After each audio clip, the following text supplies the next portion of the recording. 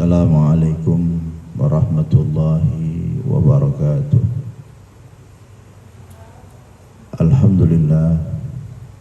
Alhamdulillahi rabbil alamin, wa bihi nasta'inu ala umuri dunya waddin. Wassalatu wassalamu ala ashrafil anbiya'i wal mursalin, imamil mujahidin at-tahirin wa ala alihi wa sahbihi ajma'in, amma ba'du. Faqad qala Allah Ta'ala fil Qur'anil Azim, a'udzu billahi minasy syaithanir rajim. Laqad kana lakum fi Rasulillahi uswatun hasanah. Hadirin jamaah salat subuh Masjid Raya Taman Cahaya yang semoga dimuliakan Allah. Pada pagi yang cerah ini marilah kita sama-sama tingkatkan amaliyah ubudiyah kita dalam rangka memperingati Maulidun Nabi Muhammad SAW, untuk mendekatkan sirah atau sejarah Rasulullah SAW kepada kita sekalian sebagai umatnya, agar kita selalu cenderung mencari sosok model atau teladan dalam bentuk artis, pemain bola, atau yang lainnya. Kecenderungan itu tentunya berdampak pada perilaku, apalagi remaja-remaja yang sekarang ini ada di seputar kita. Segala puja dan puji syukur kehadirat Allah Subhanahu wa Ta'ala, Allah yang telah memberikan nikmat sehat walafiat kepada kita sekalian, sehingga kita dapat berkumpul bermuajah di Baitullah ini dalam rangka memakmurkan dan mentakmirkan masjid Allah atau rumah Allah, sehingga kita dapat mencontoh perilaku Nabi. Sebab Nabi tidak pernah pulang dari masjid setelah sholat subuh sampai dengan waktu isyraq. Setelah sholat duha baru Nabi menuju ke pasar atau ke tempat berniaga. Oleh karena itu kita selalu berselawat kepada Nabi. Mudah-mudahan selawat yang kita baca ini menjadikan satu sarana untuk kita mendapatkan syafaat dari baginda Nabi besar Muhammad sallallahu alaihi wasallam. Allah Subhanahu wa Ta'ala mengutus Muhammad sallallahu alaihi wasallam sebagai nabi dan rasul, sekaligus menjadi uswah hasanah atau suri tauladan yang baik bagi umatnya. Tadi dalam mukadimah dibacakan laqad kana lakum fi Rasulillahi uswatun hasanah, yang artinya sungguh telah ada pada diri Rasulullah SAW itu suri tauladan yang baik bagi Quran, surat Al-Ahzab ayat 21. Untuk bisa mencintai dan menteladani daripada kehidupan Nabi Muhammad SAW secara benar, tentunya kita harus mempelajari serta mengkaji sepak terjang beliau semasa hidupnya. Orang-orang Arab pada zaman jahiliyahnya, mereka adalah umat yang berselisih, terlantar musyrik, penganut paganisme, saling berperang dan membunuh. Mereka itu bodoh, hidup seperti binatang. Beginilah kondisi umat kala itu. Mereka tidak punya sejarah, prinsip dan akhlak. Ketika Rasulullah SAW itu diutus, beliau membebaskan mereka dan menjadikan mereka menjadi hamba Allah. Untuk memperbaiki kebobrokan akhlak itulah Nabi Muhammad SAW diutus ke tanah beliau, bersabda, innama bu'istu liutamima makarimal akhlak, yang artinya sesungguhnya aku diutus untuk menyempurnakan akhlak. Allah pun memuji keluhuran akhlak beliau sebagaimana tergambar dalam Quran surat ayat keempat, yang artinya sesungguhnya engkau benar-benar berbudi begitu yang luhur, innaka la'ala khuluqin azim.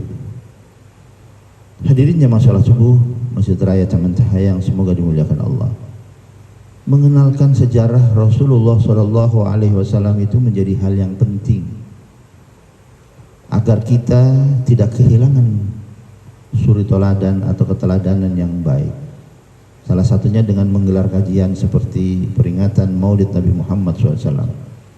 Oleh karena itu, kalau ada yang mengatakan bahwa Maulid itu bid'ah, Maulid itu tidak pernah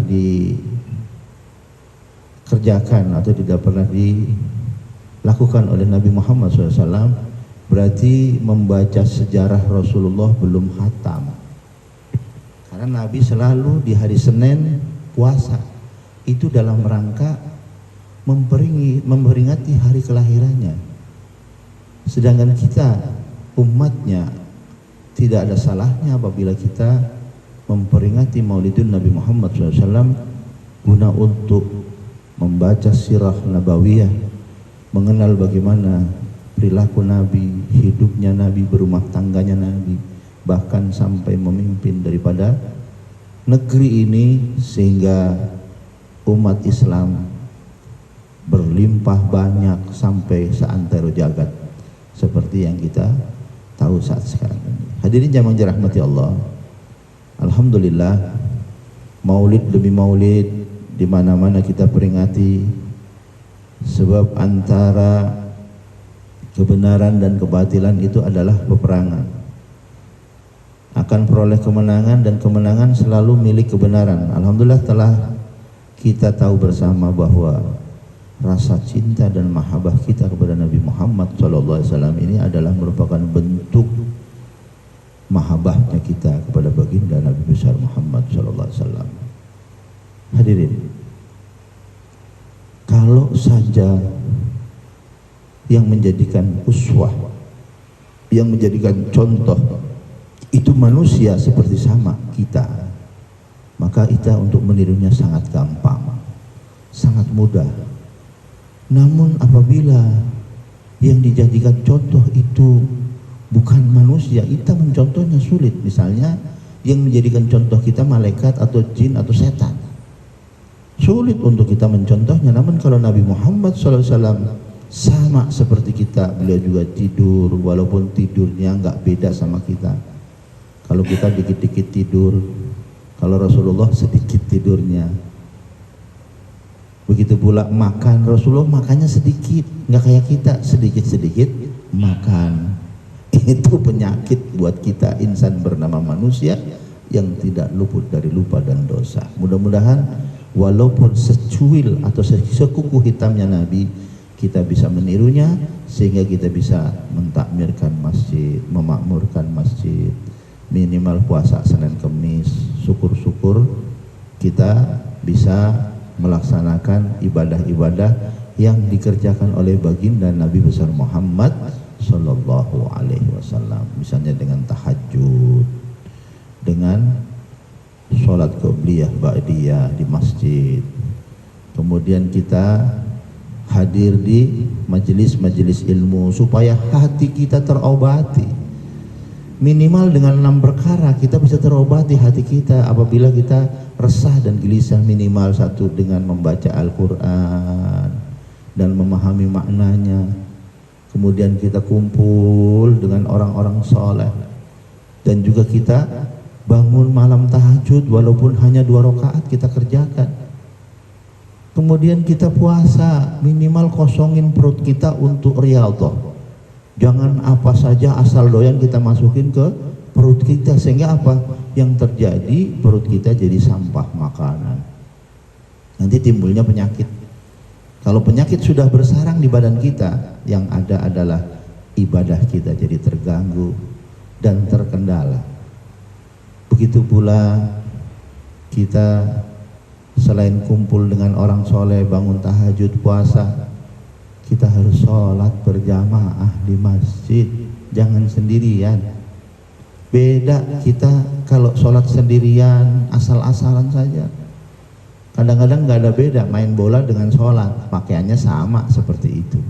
Namun kalau ke masjid, kita lain, pakai minyak wangi, mandi dulu, kemudian pakai pakaian yang terbaik untuk ke masjid. Apalagi ini di bulan Rabiul Awal, kita memakai pakaian yang sebaik mungkin, sebersih mungkin, bukan yang terbaru. Syukur-syukur ada yang baru dipakai untuk menghadiri Maulidun Nabi Muhammad. Kenapa? Karena Rasulullah SAW sendiri adalah orang yang suka dengan keindahan, dengan wangi-wangian, nggak seperti kita. Ada hal-hal yang barangkali perlu kita tahu, di mana Rasulullah SAW itu punya hal yang barangkali kita semua belum ngerti. Di antaranya apa? Rasulullah SAW itu tidak pernah ihtilam,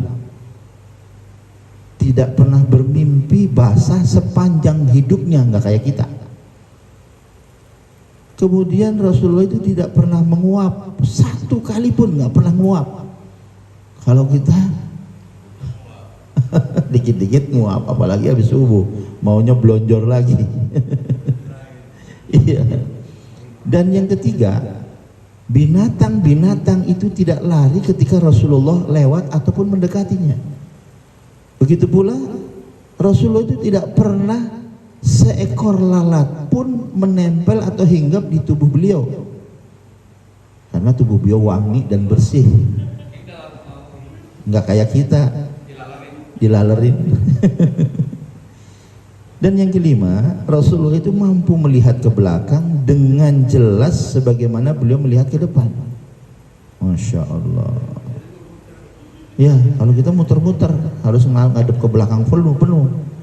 Nah, yang keenam, ketika itu Rasulullah buang hajat, tidak ada bekasnya sama sekali. Kemudian yang ketujuh, hatinya tidak pernah tertidur walau matanya terpejam. Hatinya tidak pernah tidur walau matanya terpejam. Kalau kita matanya terpejam, hatinya terlena. Begitu pula tidak pernah memiliki bayangan. Apa itu artinya? Meskipun sedang berjalan di bawah terik matahari, nggak ada bayangannya tuh Rasulullah. Kemudian yang kesembilan, ketika duduk di majelis ilmu, itu dua pundaknya selalu lebih tinggi dari para sahabat lainnya. Kedua pundaknya selalu lebih tinggi dari sahabat-sahabatnya. Jadi apalagi saat Rasulullah SAW dilahirkan ke dunia, di mana Rasulullah SAW itu sudah dalam keadaan dihitan. Itu yang tidak dipunyai oleh kita. Makanya cukuplah Rasulullah SAW menjadi uswah kita atau contoh suri teladan yang baik. Laqad kana lakum fi Rasulillahi uswatun hasanah.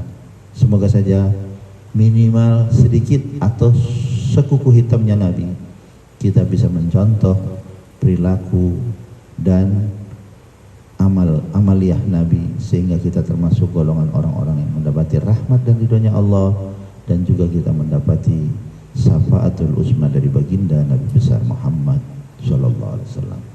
Demikian barangkali ada manfaatnya, minimal buat pribadi, keluarga, bangsa dan negara, yang kita berharap agar bangsa ini menjadi negara yang baldatun thayyibatun wa rabbul ghafur. Rabbana atina fid dunya hasanah wa fil akhirati hasanah wa qina adzabannar. Wa sallallahu ala sayyidina Muhammadin wa ala alihi wa sahbihi wasallam. Walhamdulillahi rabbil alamin. Summa assalamu alaikum warahmatullahi wabarakatuh.